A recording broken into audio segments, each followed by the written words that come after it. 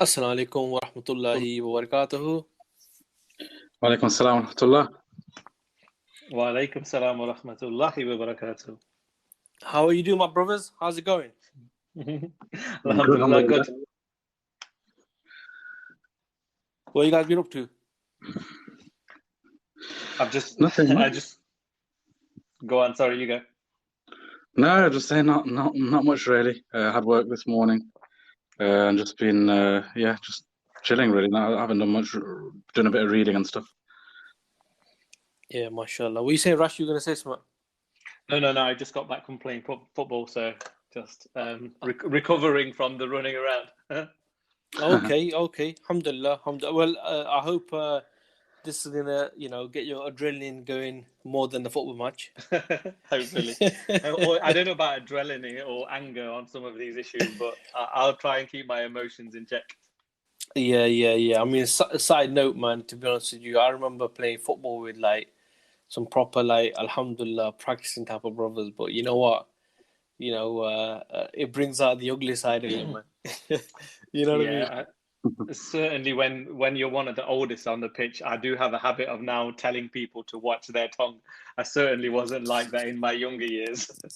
Yeah, exactly, man. Exactly. No, all good. Okay, cool, man. Well, the question that we ask, what's happening Muslims, and hopefully we can discuss some of the stuff that we've picked up in the last week or so. There's a couple of segments that I want to go through. So let's kick off, inshallah. I came across a report which was talking about the Saudi Crown Prince MBS, and it was saying that he seeks to cut influential clerics down to size. This was the sort of title of the article, and what we can see since MBS has come on the scene, I can't remember whether, I think it's 2017 when he came on the scene. What we can see is we can clearly see that Islam, you can see the removal of Islam or remnants of Islam from aspects of society, especially the sort of transactional relationships, like the mamwalat between the people, right? And for example, we saw just in May gone, the Saudi government, they barred the use of loudspeakers to amplify the prayers and the sermons at mosques. So normally what you'd have is the mosques would, not just the adhan. In Saudi, I mean, I know you guys have been there, but what would happen is that just in a normal salah, or if there's a talk or whatever going on, they normally would amplify it via the speaker, so people around the masjid can benefit. But this is something that was barred. Then we know that also they ordered the actual volume of the adhan to be brought down. It's actually turned down by 2/3. So these things are things which people might think, well, okay, what's the big deal? But certainly there is a big deal when you look at it from a grand scheme of things. Also, we see that last month the head of the federation, actually representing Saudi businesses, they announced that shops, restaurants, and other type of enterprises, they would be allowed to remain open during the prayer time. And I remember one of the things that used to fascinate me when I used to go there on Umrah or Hajj was the fact that, you used to hear the adhan, everyone used to just close their, the shops and go and pray. And, there's this really good vibe to it where the most important thing was the worship of Allah subhanahu wa ta'ala. And also, and lastly, I want to mention, I'll get your thoughts on it, guys, is we see that the Justice Ministry, okay, which for time now, it's been the place where, the proper religious leaders, they've set out the rules for everyday life, and they've always interpreted this, or they've always derived this from the Quran and the Sunnah, the Hadith, right? Now in 2017, there's a lot of the significant powers that this Justice Ministry, the judicial powers, they were actually removed from this ministry and given to a new body which is directly under the father of Mohammed MBS, which is King Salman. So you know what? There's loads of examples I can go through. I'm sure we'll mention more during our discussion. But I wanted to just get your thoughts, because what people are saying is that MBS is liberalizing the kingdom, liberalizing Saudi, right? What's your thoughts on these things? So, firstly, if they remove our beloved Muhammad sallallahu alaihi wasallam's name from his name and leave it just as BS, then I think that would be better. So Yeah, bro, banging. Exactly. Yes. BS. no, just to be serious though, what it is like you said, is a liberalizing and more to the point, a secularizing of Muslim lands. And we know that Saudi and Makkah, Medina being there, is where many Muslims look up to that place. Many Muslims see that as like the home of Islam. So trying things, changes happening there, be it amongst the people, be it things that are pushed from the top, do have an impact on Muslims there, but also Muslims across the globe. Yeah, and that's why these things happen. We've talked about, I think, previously, something that the listeners can go away and look into, something called Vision 2030. It's Yeah, yeah. something where, they want to, it's pushed as a very much of an economic model, to highlight that they want to move away from, the declining revenue from oil in the future towards more tourism and different means of, diversifying a nation's income. But actually, what we know is this is kind of a cover for secularizing Muslims. I won't make too long a point. Just one from my point of view, my main concern about this is the aspect of it being generational.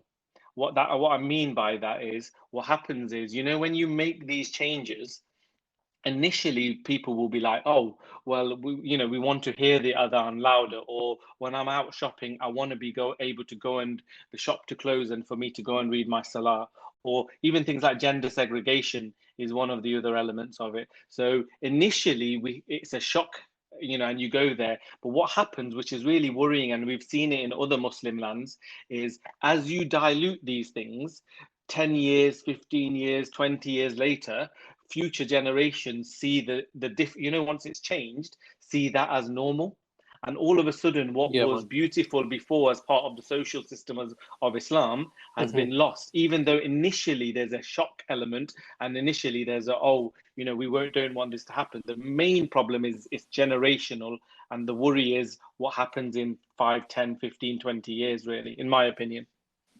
Yeah, exactly. And just to add to that, and I'll get to you, JK, is that these things individually, some of them may be open to like a difference of opinion, and they might not be major. But the thing is where if you look at it from the grand scheme of things, you can see what they're doing. And like you said, Rash, there are a lot of people I know people there who live there who are very upset, but they just can't say anything. But even they're not the target. The target is the generations who are going to grow up in an environment where this is already happening. Yeah, there's no change. They know they'll get a backlash. It's understandable that they get a backlash, but what's particularly happening in Saudi is those people who are outspoken in their backlash are getting locked up.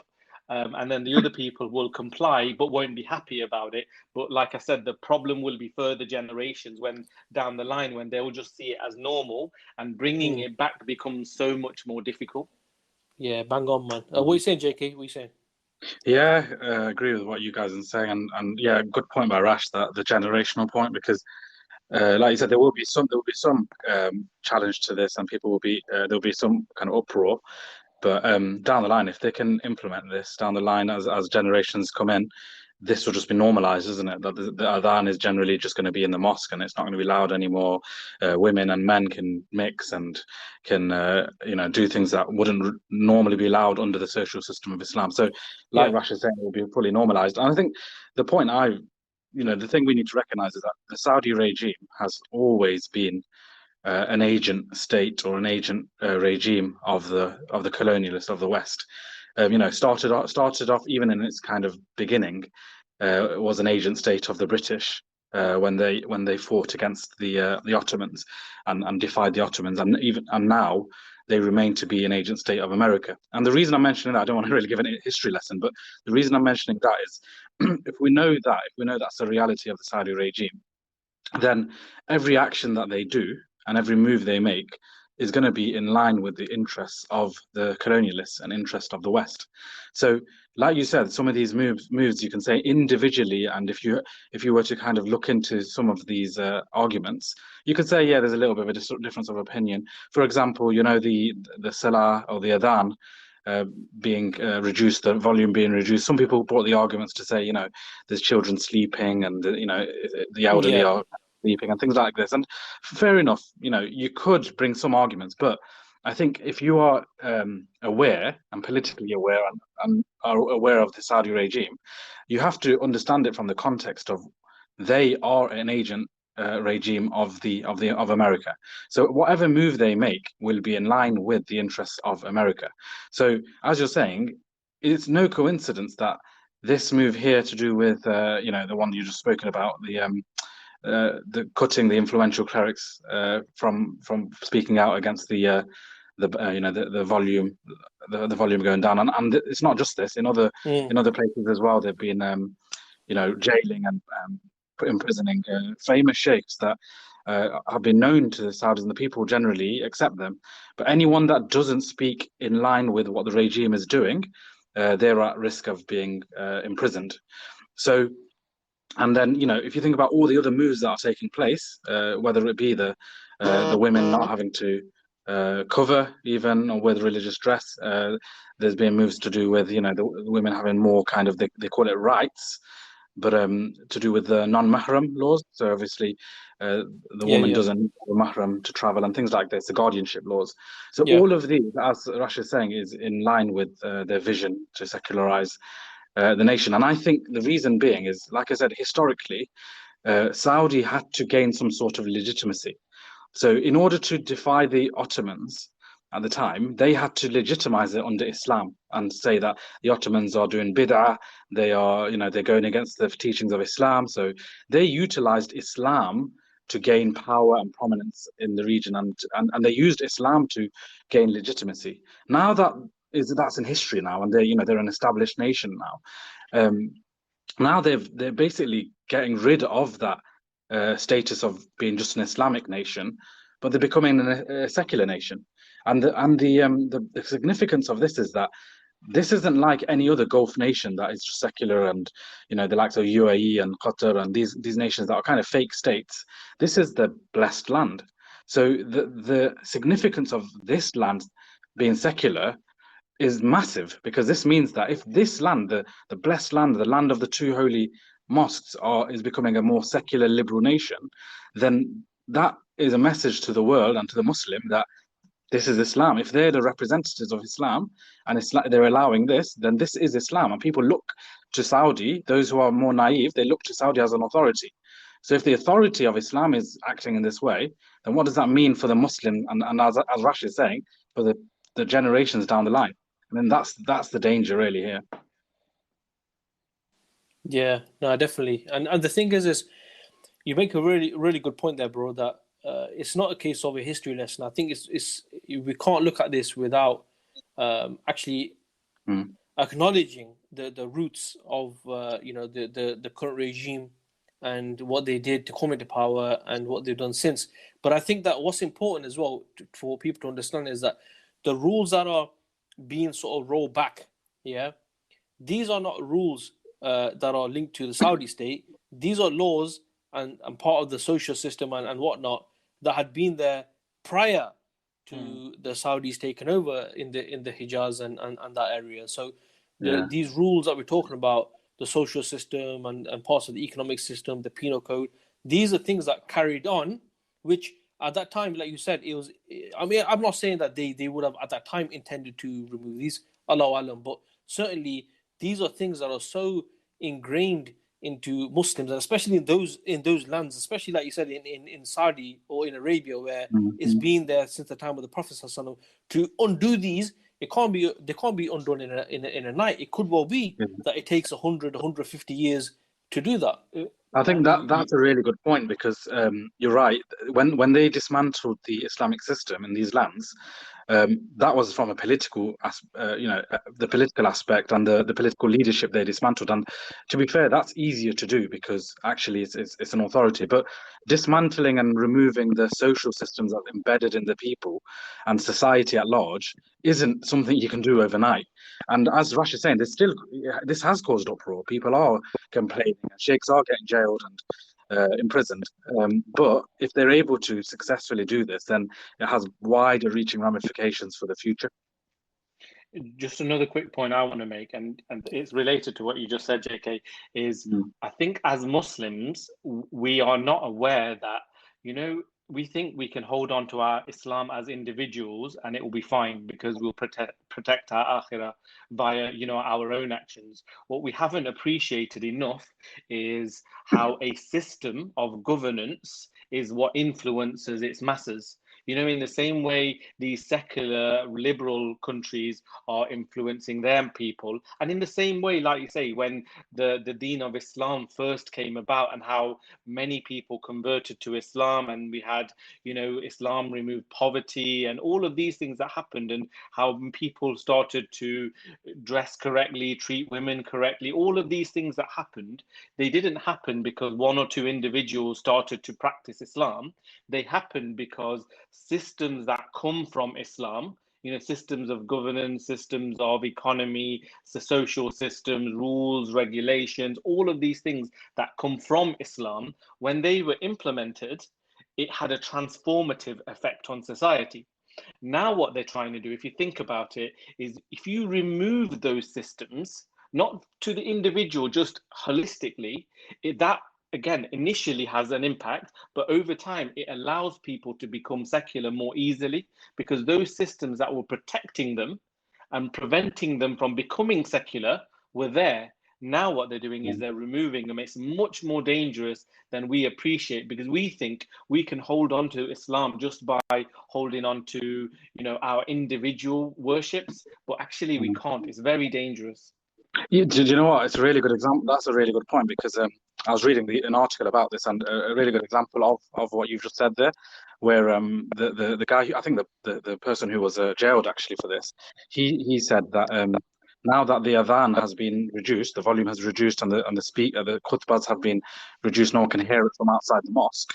This has an impact on the motivation of someone going to the mosque. Obviously, if you don't hear the adhan and know that the time for Jama'ah is here, then naturally, that's not to say you're not going to pray at all, but naturally, if you stop hearing it, then that's going to have an impact on you, because you think, oh, you'd either forget or you get lazy or whatever it may be. And it just gives a small example of this act, showing that people, it reduces the motivation to go and pray Salah, even that simple thing. Let me give you another good example I heard on a talk from Sheikh Jarrah Rashid recently. He was saying that, the prayer in public, the praying out for Eid Salah, sorry, when they pray Eid Salah out in the grounds, and when you're going to Eid Salah, you're giving takbir, and you're told to go one direction on the way to Salah and come a different path on the way back, and that you are all on the grounds, all praying together. Forget your masjids. You put your masjids aside and you all come together at the time of Eid to pray. You know what? That's a societal motivation. The idea is that everybody sees, be that Muslims see it, and they see all of these other Muslims together, and that gives the Muslims motivation. And then non-Muslims see it and fear the strength of Islam. All of a sudden, these are things that are there to motivate, the adhan being loud, the talks that are happening in the mosque that sisters might be able to hear outside, and other people can hear when they're walking past and take some knowledge from it that they can pass on. As soon as you start to remove these, you remove that motivating power of Islam. And it's like, say, down the line, it will have a significant impact. Yeah, the adhan itself is very significant, isn't it? Even the meaning of the adhan, hayya ala salah, hayya ala falah, that is meant to be called. It's a call to a prayer. It's not a call to those in the mosque who are already there. The adhan is meant to be loud and heard, because it's calling those people to success, and it epitomizes the ideology and the mentality of a Muslim, that everything else is second to Islam and everything else is second to the worship of Allah. So if you remove that, then what does that in itself secularizes Muslims, because it's a case of, actually, I'll just carry on my day-to-day life, make my money, do my business. I don't need to shut my shop. What does that say? That material wealth has now become more important than the worship of Allah.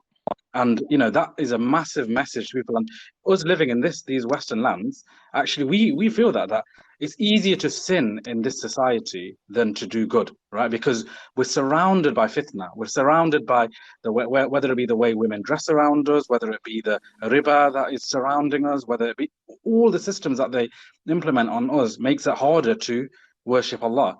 So you'd expect the Islamic nations for it to be much easier, but actually without the Islamic system, then again, sin becomes easier and doing good and doing righteous actions becomes more difficult. And this is exactly what Saudi want to do, really, with these acts of removing the social system. Yeah, and also, I mean, if somebody was to argue like, well, look, these things are minor things, but in reality, and one example which someone really can't make any excuses for is the fact that they're changing the textbooks that the younger generation are reading now in schools, and what they're saying is that these are being reviewed now to remove radical Islamic views. But I just want to read out some quotes just to give you an idea of what is it they deem as being radical Islamic views. So the trend line, there's a guy called Marcus Sheff. He's a CEO of the non-profit Institute for Monitoring Peace and Cultural Tolerance in School Education, right? And what he said is, when talking about Saudi, he said the trend line is cause for optimism. He said we do see a significant change, a real institutional change at the highest levels to make a change to modernize the curriculum to remove offense. Then he goes on to say that said, the books which are used in the public K-12 curriculum and made freely available throughout the Arab world still characterize Jews and Christians as enemies of Islam. They say that infidels do not have any good deeds and will spend eternity in hell, according to the report made available. And they said, look, a lot of change has happened, but there's a long way to go. But issues to do with the fact that people who disbelieve will remain in hell, this is clear from the Quran, right? So, but this is what's being viewed as something which is intolerant, is being viewed as something which is radical. Just to give you a few more. David Weinberg is a Washington Director for International Affairs at the Anti-Defamation League.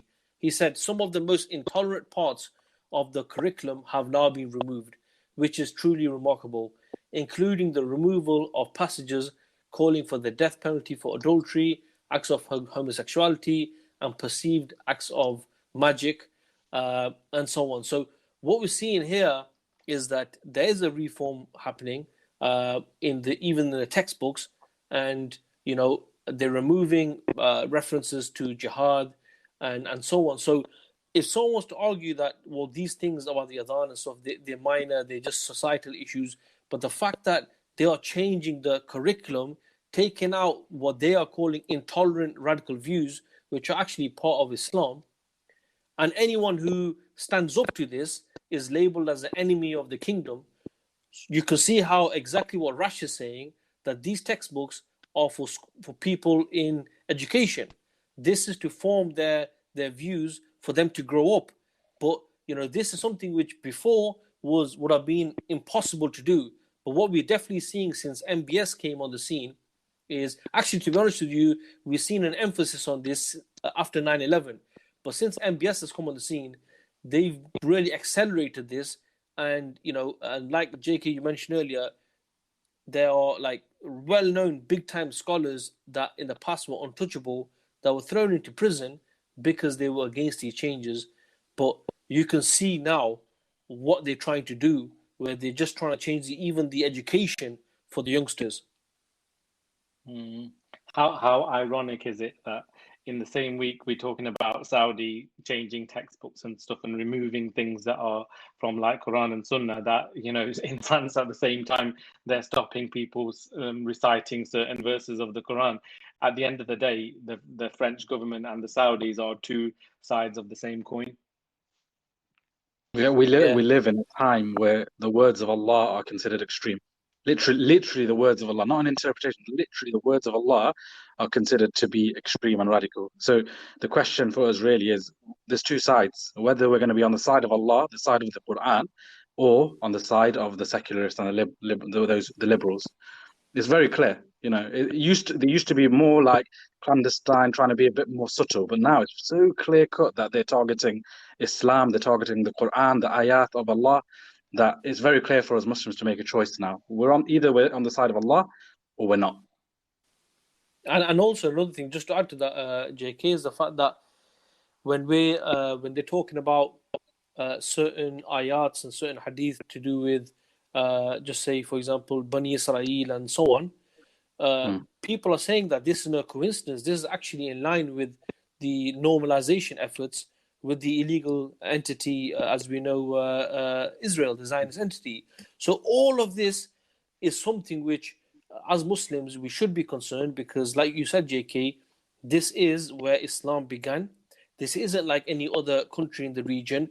Their effort really is the fact that if they can secularize the home of Islam, as you would call it, right?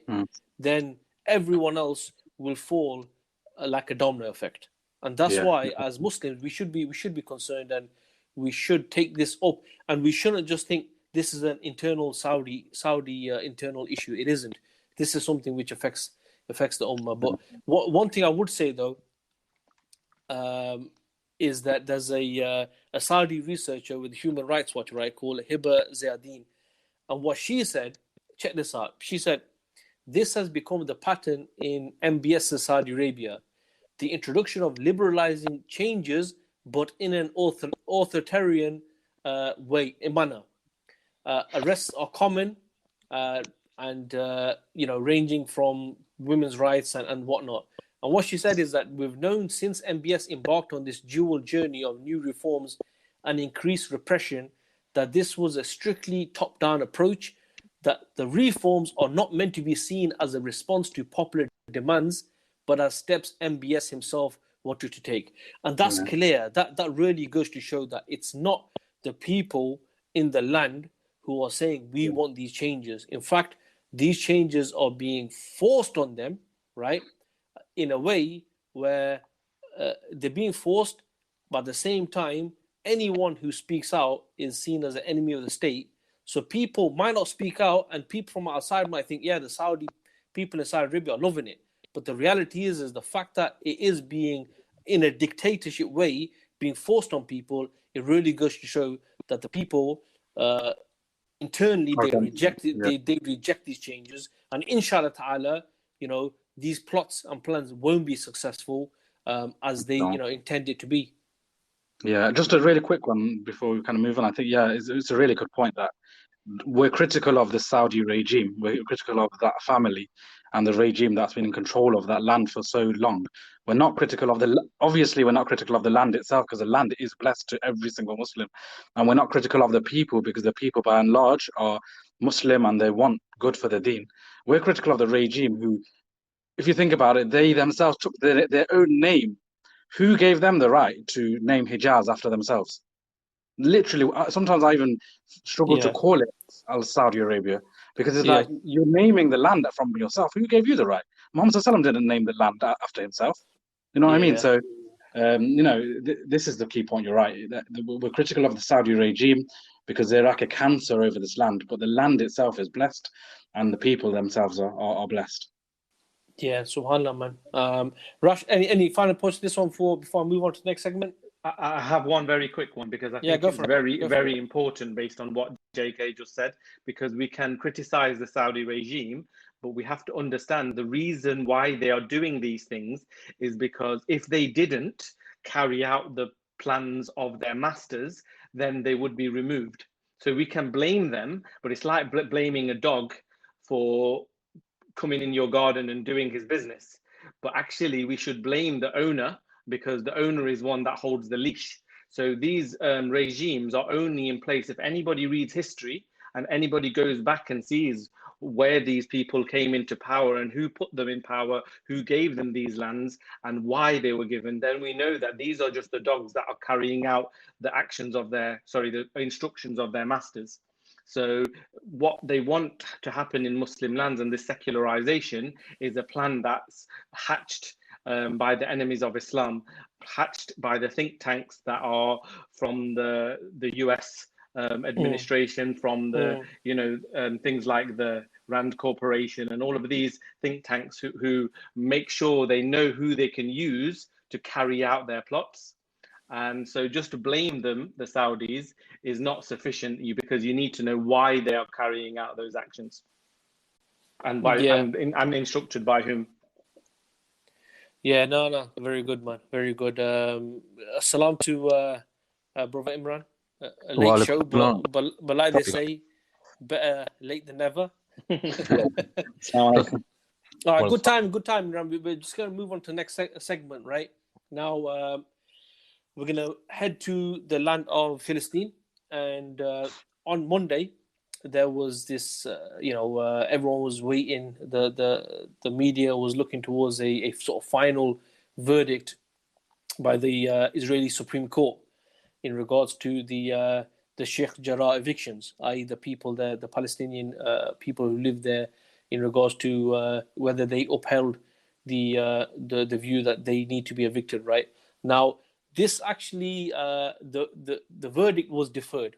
Okay, but the courts, the judges, they suggested a proposal, right? And this proposal is absurd anyway. But they suggested that the Palestinians there, they could stay in their homes in Sheikh Jarrah on the condition that they recognize that the property belongs to a Jewish settlement company, right? And under the court's plan, the 4 Palestinian families involved in this, right, they would remain as protected tenants who cannot be evicted for the foreseeable future, so long as they pay rent to the Jewish organization which owns the land. Subhanallah. Crazy, man. What's your thoughts on this, guys? It's it's a slap in the face of the Palestinians, isn't it? Because it's literally like saying, look, you can't have your own land, you can't have your own home, but what you can do is you can rent your own home. I mean, it's ridiculous. Like, it's absurd what they're saying, and no wonder the Palestinians have rejected this. Obviously, this offer. It's not really an offer. It's not a compromise. It's exactly what the Palestinians have been fighting against, and all that happened in Gaza it was about a month ago during Ramadan, a month or two ago, it actually started from what was going on in Sheikh Jarrah and the protests that were happening. So there has been a lot of media attention on this, and it just shows that the solutions that come from the West are always going to be, I wouldn't even say half solutions. They're not. They're the opposite of solutions. They just embed the problem even further.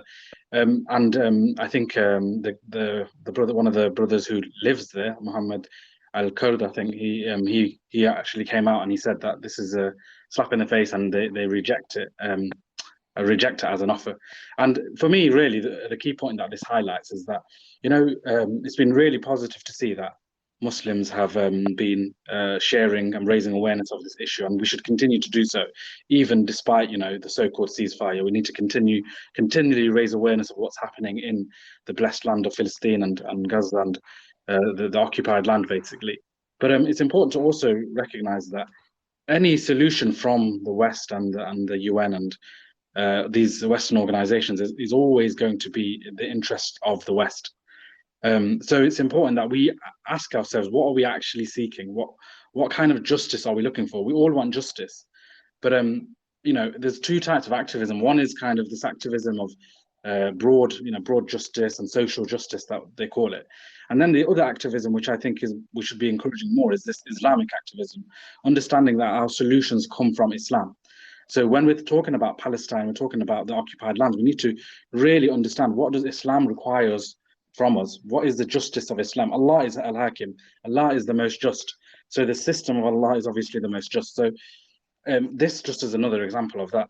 And quite funny as well, another thing is, the ruling that happened, one of the judges himself is living in occupied land, and he's basically occupying someone's land, someone's house. So the judges themselves are, it's basically a rigged game when it comes. There's no point going to the judges of the West and Israel, because what they would promote is going to be something that is in the aid of Israel, and the judge himself is a settler. So That's obviously, crazy. obviously you're going to get an answer that is in the in the favor of the settlers. Yeah, what I read was that he's actually part of a settler organization. Yeah, he is. Yeah, Yeah, and he's part of a settler organization. I thought he might be the head of this settler organization. So he's the one overlooking the case, and obviously it's going to go in favor of the settlers, isn't it? Yeah. And but this, like you're saying, this just goes to show that the justice that people like to portray Israel with, because they label it as the only democracy in the region, and that gives them entitlement to do whatever they please, just the fact that they refer to as a democracy. And but we can see the fact that obviously the injustice that the Palestinians are facing, and like you said, justice can only come from Islam. And in the past, you had the obviously the Messenger Sallallahu Alaihi Wasallam, you had the Khulafa after him, who gave verdicts against the Muslims in favor of the Jews. Why? Because based upon Islamic evidence and based upon justice, based upon the Sharia, And so even if it goes against your benefit or interest, the fact that the Sharia law is being applied fairly and justly, that's the bottom line. That's the obviously one of the objectives of the Sharia, isn't it? To provide justice. Yeah. Yeah, and justice itself is subjective, isn't it? If you leave justice in the minds of men, it's subjective. You'd think the Jews and the Zionists would be happy with this ruling, right? You'd think they'd be happy that they're going to be able to they're going to live there, but they're going to be they have to pay rent to this organization, and you'd assume this is something that would please the Zionists and the Jews. But in reality, they're also displeased with this ruling. They're also complaining that this is not what we want, and that shows the true nature of these people, that they're not happy until they fully take on board that land and they remove the Palestinians. They ethnically cleanse that land. They want that land to be removed of all Palestinians. They're not even happy with Palestinians being subjugated and having to rent, and because that's what the reality would be. They're not even happy with that. So in their minds, this is justice. So my point I'm taking is justice in the eyes of men is subjective. It's different for different people. Yes, fair enough. Most of the world can see the injustice of what the Zionists are doing, no doubt. But what I'm trying to say is the solutions that people will come up with will be based on the mind of men. And the mind of men is flawed. There's always going to be different reasoning for why one thing is just and one thing isn't. And as Imran was saying, that when it comes to Islam, it's very clear cut. It's Allah is the one who has decided what is right and what's wrong, and the Messenger Sallallahu Alaihi Wasallam has given us the example. So we need to refer to this for our justice, because only through Islam will you have that, and that will be very objective, not subjective, because it's clear cut, it's pure in that sense. And that's the only advice I would give, because I see lots of Muslims being active around this and talking about it and sharing it on social media. But one thing I'm a bit wary of and worried about is that, do they get swayed down the line of kind of social justice and liberalism and feel like this is enough? Rather, we need to recognize that examples like this really highlight that we need true justice through the Islamic system. And we've spoken about it before, really, on what that is. Yeah, no, and the thing is, I don't think the Palestinians there were looking to the courts for any justice as such. For them, obviously, it's just important to know what's going to happen. But you're right, though, the fact that if you look at the grand scheme of things, and you're talking about justice, and certainly the West tries to show it being the leader of the world and justice in justice and it being the most moral. But if you just think about it, that even from the UN, that a lot of Muslims look up to, right? The UN Secretary General spokesman, right? What he said was that what has always been our standpoint is that all settlement activities, including evictions, demolitions, are illegal under international law. So here you have a situation where the UN, as we know in the past, Saddam Hussein supposedly, defied some UN resolutions, or shall I say US resolutions, and basically they were dealt with. Okay, but here we have an entity which does exactly what it wants to do, defies even their own law, but this is something which is fine, and that's the only worry, like you're saying, because what is being promoted as a struggle, JK, when you're talking about social justice, is it is being promoted as an issue of apartheid, an issue of human rights. But in reality, what we have here, we have a land that was occupied, colonized, and the people who are the inhabitants of this land, they are being kicked out. And just to show, further show the hypocrisy of just say this, as Imi said, the only democracy in the region, right? There's Israel has a absentees property law of 1950, right? And this law, it regulates that the treatment of property belonging to the 750,000 Palestinians who were forcibly displaced in 1948, meaning that they have no legal avenue for reclaiming property left behind. On the other hand, Jews are able to regain property they owned prior to 1948, especially in East Jerusalem, in places like Sheikh Jarrah. And as we know that, and everyone should know, that what's actually happening here is a change of the demographic. What's happening here is pushing the actual inhabitants out and changing the demographic to show that this land is just a Jewish land. So the thing is it's a good point you make, JK, that as Muslims, we have to refer back to the Quran and the Sunnah and what Islam tells us. If we fall into this slippery slope of looking to other than Islam for justice, the reality is that as Muslims, we definitely, other people may get something, but as Muslims, as the world is showing right now, there is no justice for Muslims.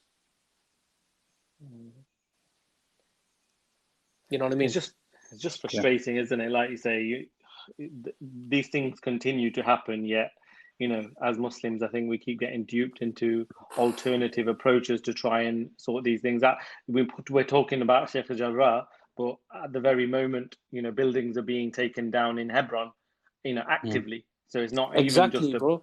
Who's talking about who's talking about it exactly? When the bombs are raining down on Gaza, okay, it comes on the media, and They then never stop. Muslims.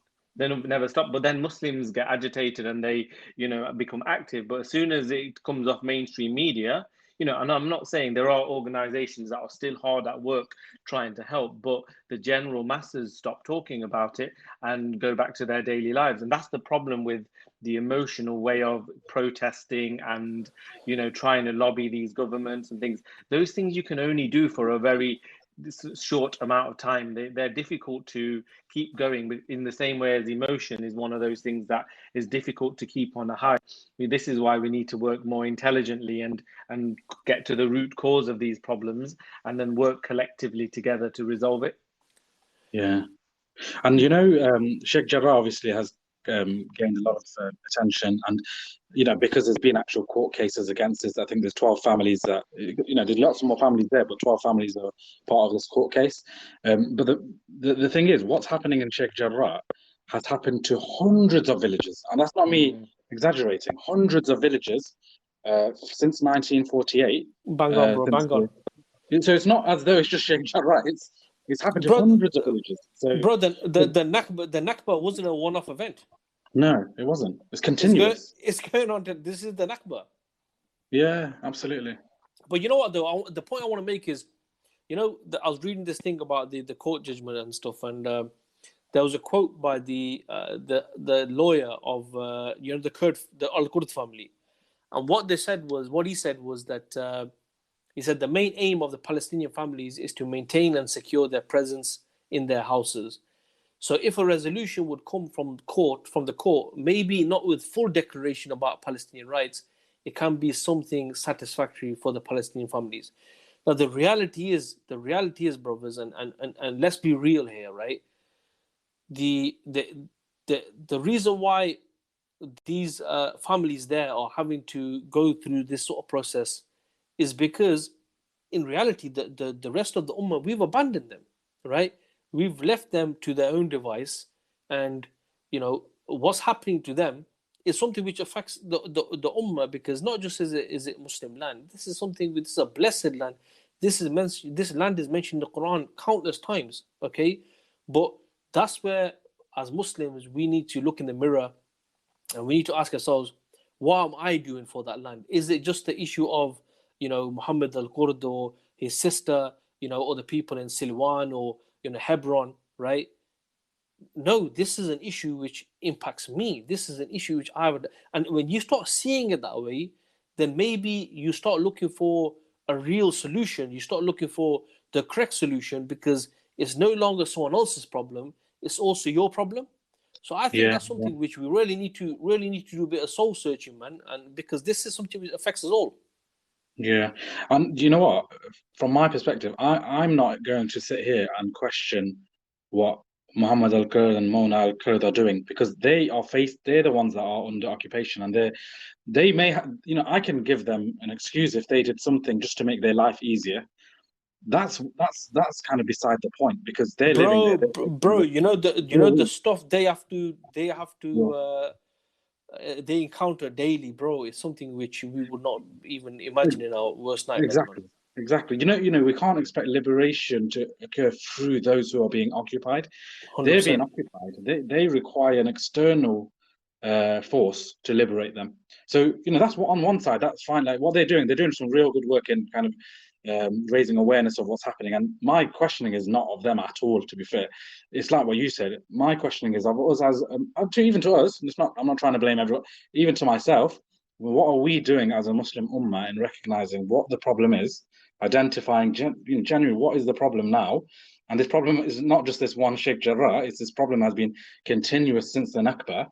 What is this problem, and how do we very really genuinely go about resolving it? Not a week's worth of activism and sharing it on social media and being emotional in that sense, but genuine. What is the Sharia solution? What is the solution that the Messenger sallallahu alaihi wasallam, if he was with us today, what would he be advocating and doing right now?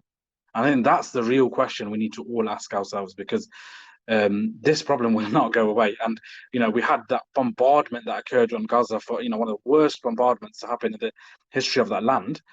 It kind of came to a bit of a standstill in the media, but then it continued, and it will carry on until we genuinely look back and think, what do we need to do as Muslims to really solve this problem as an ummah?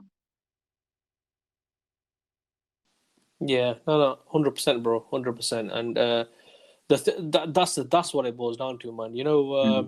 One of the things which I noticed in Ramadan when Gaza was being bombed and Al-Aqsa was being attacked, is there was a lot of talk between Muslims who had sort of become fed up of trying to do the same things over and over again. And there was actually a big call, and I remember even in my own family, it's been with my sisters and stuff, and what they were saying is, what are the Muslims that are that are surrounding this land, what are they doing about it? Why are they going to resolve it? And that's the right way of thinking, because like you said, for us to think that these people are going to remove the occupation whilst being oppressed by the occupation is something which is not going to happen. It's not going to happen like that. You have on one side, a war machine which is being armed to the teeth, which is being given billions and billions of dollars of aid, which is somehow immune to any so-called international law. It can do what it wants when it wants. It can even do things now, with the cameras rolling. It doesn't care. And then you have the people on the ground, enough respect to them. They're standing their ground. That point you've just made there. Do you know why it's so important? That point is because sometimes the activism we do, we might compare it to where apartheid existed in South Africa and stuff. We think that because activism resulted eventually in some kind of a solution, that somehow that's going to happen in Gaza and in Palestine as well. The issue is there's a big difference. The Western powers at large are promoting, pushing the situation the way it is in Palestine, with the normalizations, with the fact that they keep letting Israel have the upper hand. So if the powers of the world are allowing it, then we know no amount of the type of activism that might have worked elsewhere is going to work in Palestine. Yeah, like BDS and stuff like that. It's Exactly. not, you can, I mean, if people are trying to do stuff, look, credit where it's due, man. But the reality is, if I stop drinking Starbucks coffee, that's not going to resolve the issue, even though you're doing your bit. I just think that the effort is there, the people do care, but I think what happens is we're directed in so many different avenues, other than actually to the one which would bring about some sort of real lasting change. But listen, there's a comment or a question. I'm just gonna play it.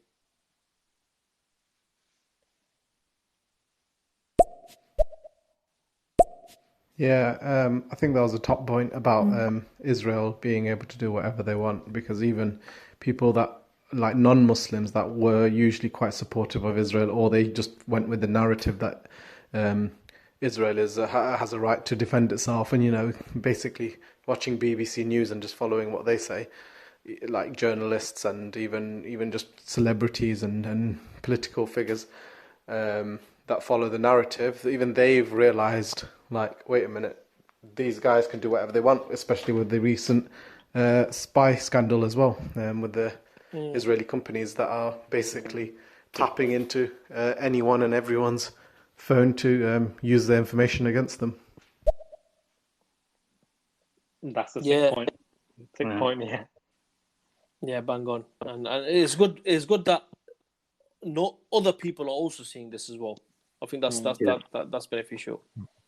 I think one last thing, if I may, just go for it. We talk about people mentioning Israel being an apartheid state. That just goes to show that it's similar in effect to South Africa. Yeah. So just because South Africa has some sort of settlement now, some sort of normality to it, we shouldn't be using these terms or narratives given to us by the colonialists that it's an apartheid, because then we start to assume, hold on, if South Africa can solve the problem, then why can't Palestine, using that same kind of method or same kind of way that they did it? Whereas as Muslims, we have our own unique method of solving things, which is from Islam itself. Yeah, and that's the exactly reality what is I was trying to say. Yeah. What was solved in South Africa anyway? So South Africa still remains a colonialist state, and racism is still right in South Africa. So, what has solved? Nothing's been solved in South Africa from that perspective. Exactly. The other thing, just linked to that as well, I think one of the things we need to also be aware of is, since Netanyahu was replaced by Naftali Bennett, things have, obviously he's right wing, so they've continued on the same kind of course of action of being very oppressive, very kind of aggressive kind of action by the Israeli settlers. And I think one thing that we need to be wary of is that if we're continually oppressed and the aggression is going to continually be very harsh against the Muslims, perhaps one of the aims of this kind of policy in Israel, and the American policy for Israel and Palestine, is that they want to kind of tire out the Muslims to feel as though there's no other choice, because Israel have so much power, and as the comment we just had there, that they can get away with anything and everything and no one's going to stop them. One of the dangers of this is that when the liberal government does come into power, because Naftali Bennett is part of a coalition government and he's not here for that long, he'll be replaced by a more left-leaning liberal government.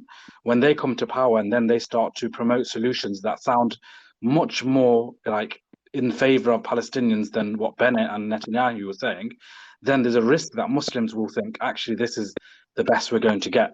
And there's a risk that the Muslims will start to compromise because they'll feel as though, at least it's not what Bennett and Netanyahu was doing. We're getting some more compromise solutions and in the favor of the Palestinians. We need to be strong and firm in our stance in what we require.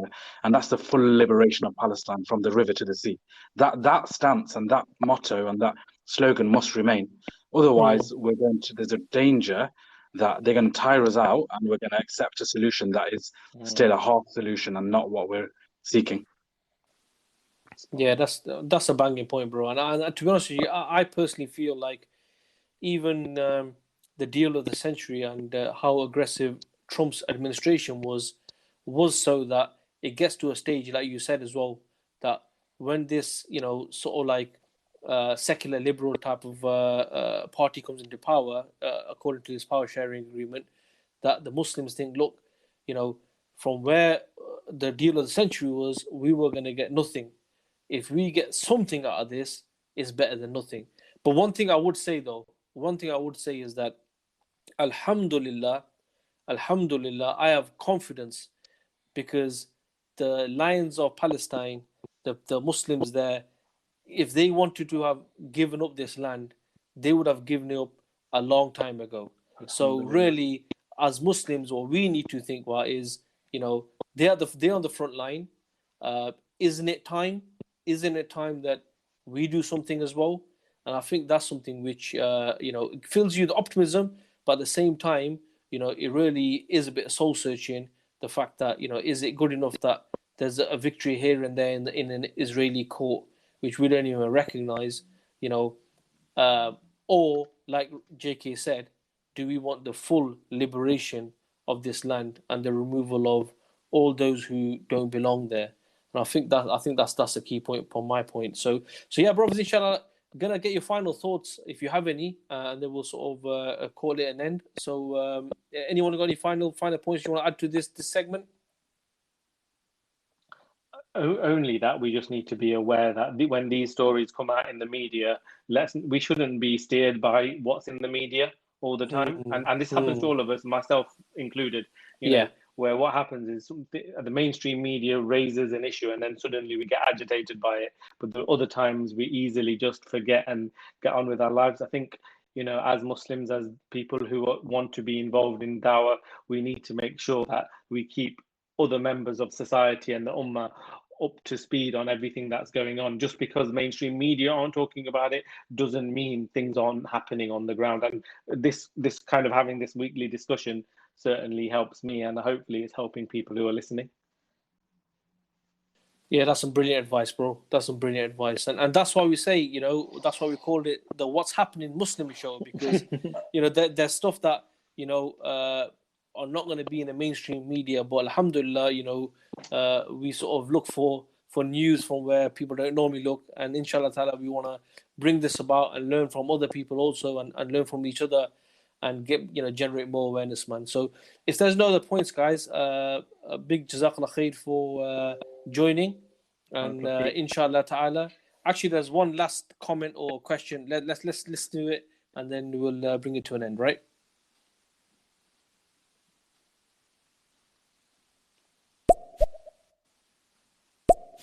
And I just want to quickly add that in 2015 there was an article that was written by, I can't remember, it was a New York Post or New Yorker or something like that, about the cantonization of Israel. And what that means is that Israel and even the president at the time, Reuven Rivlin, he mentioned that there's a disease in Israel and it needs to be cured, i.e. the disease is basically that they're all separate. Like when it comes to just Israel as a country, barring their relationship with Palestine, they're fighting amongst each other and they hate each other. And there's many areas of Israel which are like partitioned already in terms of just how people are living, because they, the Orthodox don't want to live with the new left moderates or the various sects of. I think what Brother Cam's saying and is the fact that what we see is, as a society, Israel it's an artificial society, because in reality, if you think about it, it's people that have come from all over the place, and they don't really have much in common other than the fact that they're Jewish to a certain degree, right? So one thing that does unify them, and this is probably reason why, certainly when it comes to sort of election time, a campaign against Hezbollah or a campaign against Hamas begins, or why? Because to keep the people together, they need some sort of a bond, which is a bond, whether it's patriotism or nationalism. And, without this, what you'd see is actually this society would implode. It probably wouldn't need anyone to do anything. But yeah, Jazakallah for your comment, bro. And before we end, just a quick plug. I do upload these podcasts to a podcast called the Islamic Vibes Podcast. It's available on all popular podcast platforms. So inshallah ta'ala, check it out, share it if you find it beneficial, and let's generate some more awareness, inshallah ta'ala. So brothers, Jazakallah khair. Thank you for joining me. And thanks for all those who listened and for those who contributed with any comments. And inshallah, see you guys on the next one. I think you put it on YouTube as well, don't you? Yeah, on YouTube. If you find the YouTube channel, it's called Path to Revival. And share that as well. Jazakallah, Rash, for that. That's a Brucey bonus point for you there for that plug. All right, let's call it a day, man. All right, guys, take it easy. Assalamu alaikum. Wa alaikum salam. Wa alaikum salam.